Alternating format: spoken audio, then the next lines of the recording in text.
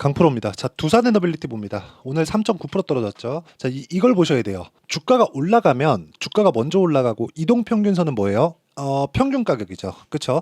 여기 뭐 5일선이다, 20일선이다, 60일선이다 이렇게 되어 있는 건 5일 동안의 평균 가격, 20일 동안의 평균 가격, 60일 동안의 평균 가격 이렇게 평균 가격을 정하는 겁니다. 근데 이게 임의로 정하는 게 아니라 올라가는 이 주가가 움직이는 상황에 따라서 가격대가 계속 바뀌겠죠. 이동평균선이라는 건 주가가 걸어온 길이에요. 그러면 가장 빨리 움직이는 게 뭐죠? 주가. 그리고 나서 올라가요. 그럼 이평선 어떻게 돼요? 따라 올라옵니다. 그쵸? 주가 내려가요. 그럼 이평선 어떻게 돼요? 따라 내려가요. 그쵸? 이런 상황이에요. 그러면 지금 주가가 먼저 가고 이평선은 주가를 땡기는 그런 역할을 하고 있으니까 올라가는 과정에서 뭘 만들어요? 이격 조절 과정을 만든다. 지금 두산 에너빌리티는 이격 조절 과정을 거치고 있는 겁니다. 근데 아이러니하게도 이 구간이 신고가를 만드는 구간이라면 우리가 어떻게 이해를 해야 될까요? 주가가 상승하는 데는 원리가 있어요. 올라가는 구간에 우리가 실적이 먼저 좋아지거나 이런 부분이 아닌 겁니다. 실적이 좋아져서 주가가 올라가는 건데 지금 실적이 좋아진 게 아니라는 거예요.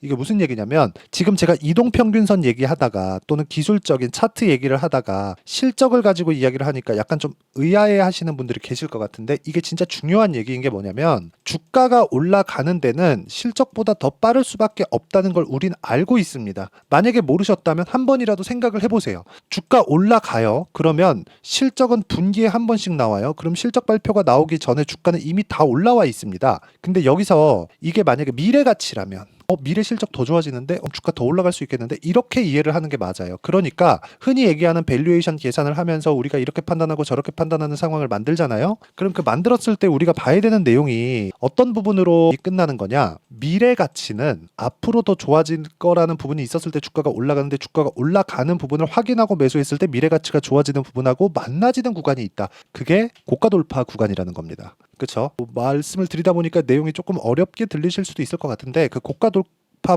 구간에 대한 부분을 얘기를 드린 거예요. 제가 이쪽에 이 고가 돌파를 하기 전에 저는 두산과 우리 기술을 매매를 했습니다. 두산, 우리 기술 이렇게 두 종목을 매매를 했어요. 두 개 다 오늘 빠졌습니다. 두산도 빠지고 우리 기술도 오늘 한 11%씩 급락이 나왔는데 이 구간에서 우리가 판단해야 되는 내용은 그거예요. 실적보다 주가가 먼저 올라갔는데 이평선하고의 이격이 너무 벌어졌네? 그럼 당연히 조정 받아야 되는 게 맞지? 그쵸? 근데 뭔가 이벤트가 있죠? 단일가 거래가 있었죠? 단일가 거래에는 그렇게 큰 거래를 불러올 수 없죠? 그러니까 물량을 뭔가 털어먹기가 어려운 거예요. 그렇기 때문에 단일가 거래가 딱 끝나는 날 모두 다 하락을 시킨 겁니다. 이런 식으로. 그쵸? 근데 때마침 두산 에너빌리티의 상황은 어떻게 됐어요? 신고가를 돌파한 그 상황이 나왔다는 겁니다. 만약에 오늘 일제히 다 떨어졌는데 관련돼서 야 이거 아니래 이런 기사가 하나라도 나왔나요? 그냥 제가 네이버에다가 SMR이라고 그냥 검색을 해볼게요. 이렇게 검색해보면은 SMR 검색해보면은 이렇게 나와요. 그쵸? 그럼 여기가 뉴스케일 파워 이게 미국이에요. 미국에서 SMR 프로젝트를 진행하고 있는 기업입니다. 근데 쭉 내려보잖아요. 관련된 내용들은 모두 다 긍정적인 내용이에요. 그리고 이 부분은 무탄소 에너지에서는 사실상 대안이 없습니다. 굳이 하나 따져봐라. 그 두산 퓨얼셀이에요. 그쵸? 수소. 자, 이렇게 한번 봅시다. 미래 가치가 좋아지는 부분을 우리가 확실히 알 수는 없어. 하지만 가격이 자꾸 올라가. 그러다 신고가를 간 거예요. 그러다 매물이 팡 터지면서 거래를 확 불러일으켰습니다. 그러면 가격을 지키고 있는 상황을 우리가 봤다는 거예요. 그때는 우리가 이해해야 되는 부분이 뭘까요? 누군가 사고 있구나. 여기까지만 딱 이해를 되더라도 바로 이렇게 머리에 와 닿으셔야 됩니다. 근데 이게 무한정 올라가서 너무 많이 벌어져요. 즉 아까 전에 말씀드렸었던 대로 이평선과의 이격이 너무 많이 벌어져 있는 상황인 거예요. 지금까지는 실적이나 미래가치에 대한 부분 얘기하다가 지금 또 제가 차트 이야기를 드리고 있죠. 이 둘은 상호 보완적인 관계를 갖고 있다는 겁니다. 내용이 조금 어려울 수 있지만 조금만 이해를 하시려고 하시면 이해를 하실 수 있다고 생각합니다. 저는. 그래서 자, 가장 중요한 게 우리가 가격이 올라가는 걸 보고 타점을 잡자. 이게 진짜 중요한 거예요. 그래야 우리가 심리를 안정시킬 수 있어요. 왜? 이렇게 해야 보유 기간을 줄일 수 있으니까. 자, 그러면 실제 제가 어떤 식으로 매매를 했는지 그 내용을 보여드리도록 하겠습니다. 여기 뭐 HLB에 대한 내용인데 실제 제가 매매한 내용입니다. 다 확인하고 매매를 했다는 점, 이 부분 중요하고, 쭉 내려보면 여기 30%, 18%, 13%, 4% 이런 식으로 매매가 돼요. 근데 매매하는 과정에서 이렇게 손절하는 구간이 있어요. 3%씩 이렇게 손절하는 구간이 있습니다. 하한가 딱 가고, 그쵸, 하한가 풀리는 날 단타한다고 들어갔을 때 이렇게 나오는 구간이 있다는 점, 이 부분만 기억하시면 되고, 그리고 원전 관련된 종목들 볼게요. 두산, 그쵸? 신고가 갔으니까 매매를 했고 14.7% 수익, 전체 수익은 못 본다는 점 기억하시고요. 그리고 다른 종목군들, 우리기술은 제가 오늘 매도를 했습니다. 자, 내용 보시면 오늘 장 시작하고 나서 뭐 최고가는 잡지 못했지만 내려오는 거 보고 바로 매도한 결과 11%씩, 그렇죠, 하락했죠. 이때 이평선과의 이격이 너무 가팔라졌다는 거예요.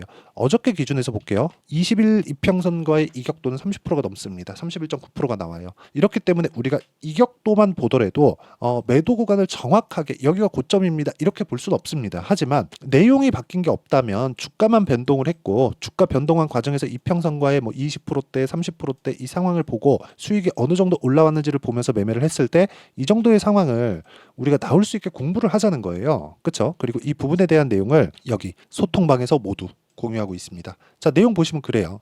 한국 화장품 제조 세보에미씨 이렇게 진행이 되죠. 어떻게 진행됩니까? 계속해서 제가 신고가 구간을 공략하고 있다는 점이 중요합니다. 자, 내용 보시면 세보에미, 자, 내용 보세요. 올라가는 구간에서 계속해서 매매를 이어가고 있고요. 그리고 이 구간에서 했을 때 오늘까지도 6% 정도의 상승세가 나왔다는 점이 중요하죠. 그리고 이 내용에 대한 부분은 소통방에서 어떤 식으로 실전 적용이 되는지 그런 부분을 같이 공부할 수 있게 제가 만들어 놨으니까, 매매하는 과정에서 내가 어떻게 가격을 찾아야 될지, 어떤 식으로 가격 구분을 지어야 될지 잘 모르겠다 하시는 분들은 구독과 좋아요 눌러주시고요. 상단에 있는 전화번호로 구독 또는 10억이라고 문자 보내주시면 제가 여기 소통방 입장 링크를 순차적으로 공유를 해드리도록 하겠습니다. 와서 배우시면 되고, 어떤 식으로 매매가 진행되는지 보세요. 그리고 보시면 내가 충분히 공부를 했을 때 어떤 식으로 내가 타점과 상황, 그리고 이평선과 이격도 이런 부분을 잡을 수 있을지를 아실 수 있을 겁니다. 자, 그리고 무엇보다 중요한 건 진짜 공부를 많이 하셔야 된다는 점이 중요합니다. 와가지고 공부를 어떻게 해야 되는지 보고 배우시고, 여기는 무료로 진행하고 있으니까 상단에 있는 전화번호로 구독 또는 10억이라고 문자 보내주시면 됩니다. 자, 그리고 이 내용 제가 어떤 종목군들을 공략하고 왜 신고가 구간을 공략하는지를 다 말씀드렸으니까 이 내용을 토대로 우리가 이 상황을 한번 보자고요. 그쵸? 지금 뭐예요? 신고가 같죠?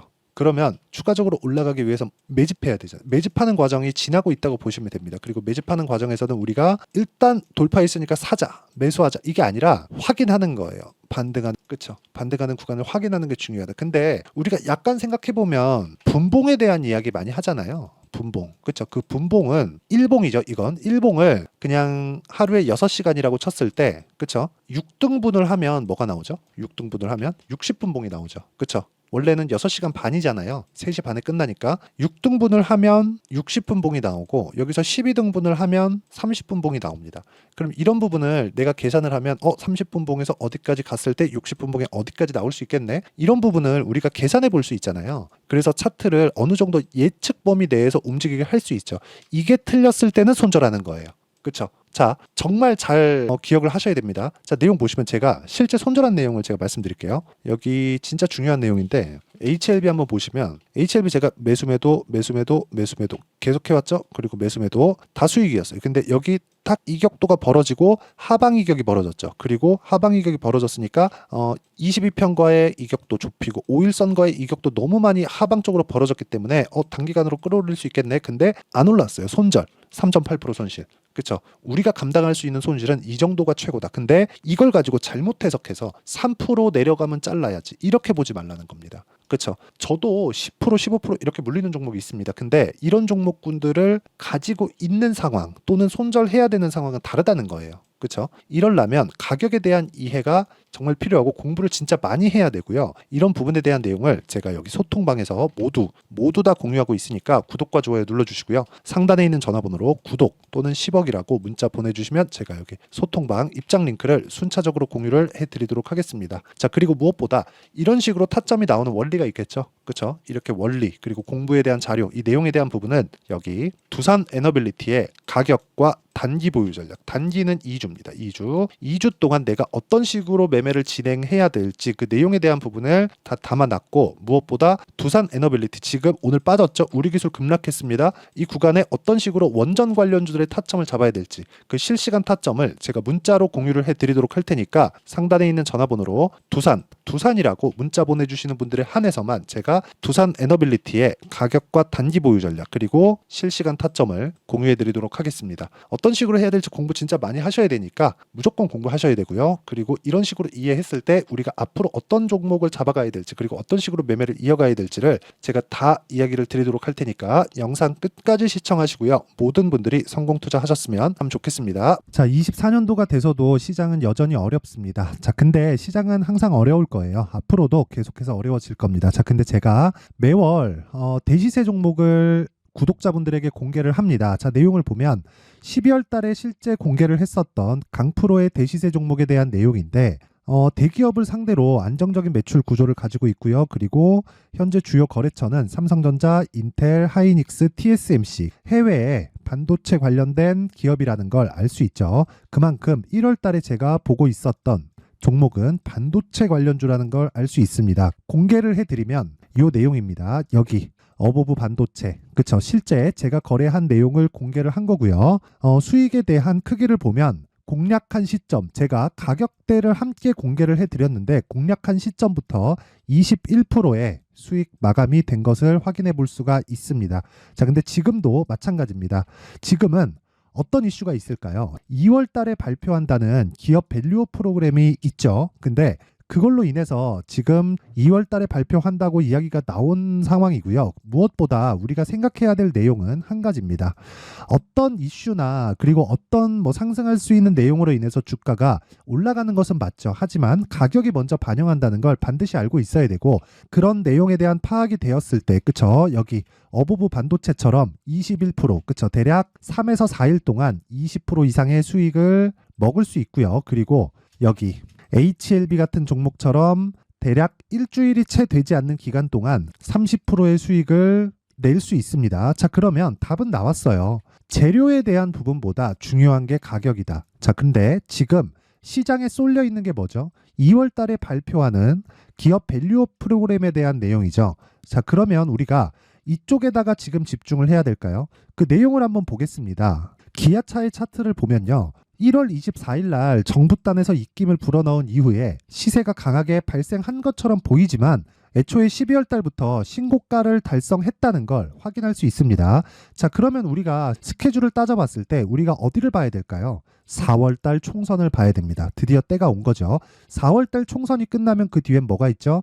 대선 전국으로 들어갑니다. 그러면 우리는 4월 달 총선부터 시작해서 대선까지 이어질 수 있는 종목을 찾는 게 정말 중요합니다. 그게 정부 정책의 방향과 그리고 스케줄에 맞춰서 가는 거예요. 정치적인 상황에 따라서 주가가 움직이는 걸 우리는 수도 없이 많이 봐왔기 때문에 스케줄에 맞춰서 가는 게 지금으로서는 답이 될 수 있습니다. 그리고 무엇보다 어느 정도의 시세를 내는지 그 첫 번째 단계인 상황을 그쵸? 제가 12월 달 밝혀드렸었던 대시세 종목으로 이미 공개를 해드렸기 때문에 그쵸? 어떻게 제가 매매를 했는지까지 다 보여드렸습니다. HLB처럼 그쵸? 31.9% 걸린 시간은 4일밖에 되지 않죠. 이 종목을 제가 가격과 그리고 어떤 종목인지를 애초에 12월 달부터 공개를 한 겁니다. 자, 그럼 지금도 마찬가지예요. 앞서서 제가 말씀드렸었던 23년도에 했었던 여러 가지 종목들이 있죠. 한미반도체 같은 종목들도 여기 소통방에서 모두 공개를 해서 실제로 10,000원부터 60,000원까지 상승한 내역이 있고요. 왜 공략을 했는지를 제가 다 공개를 해드렸습니다. 근데 지금도 마찬가지라는 거죠. 정부 정책의 방향에 맞춰서 또는 선거 스케줄에 맞춰서 매매를 이어가야 될 때가 됐고요. 제가 총선 관련된 큰 시세가 나올 수 있는 대시세 종목을 준비를 해놨습니다. 길게 말씀드리지 않겠습니다. 모든 종목들은 신고가를 달성하면서 대시세 준비를 하게 되고요. 신고가를 공략했을 때 내가 시장에 주도주를 잡을 수 있는데 지금은 총선에 집중하는 게 맞다. 그래서 총선 관련된 그리고 대선까지 이어질 수 있는 종목을 준비를 해놨는데 지금부터 준비를 하셔야 나중에 고가에 올라가서도 꾸준하게 매매를 이어갈 수 있습니다. 자꾸 막 손절하고 매매하는 과정에서 너무 어렵다 하시는 분들은요, 이 종목 딱 받아가서 큰 수익 내셨으면 좋겠고요. 이 종목은 상단에 있는 전화번호로 대시세라고 문자를 보내주시는 분들에 한해서만 제가 총선 그리고 대선까지 이어질 수 있는 종목을 공개해 드리도록 할 테니까 상단에 있는 전화번호로 대시세라고 문자를 보내주시고요. 그리고 구독과 좋아요 꼭 좀 부탁드리겠습니다. 시장은 정말 어렵습니다. 자, 그래서 모든 분들이 성공 투자하셨으면 좋겠고요. 기본적으로 가격에 대한 파악을 하면서 큰 수익을 내셨으면 좋겠습니다.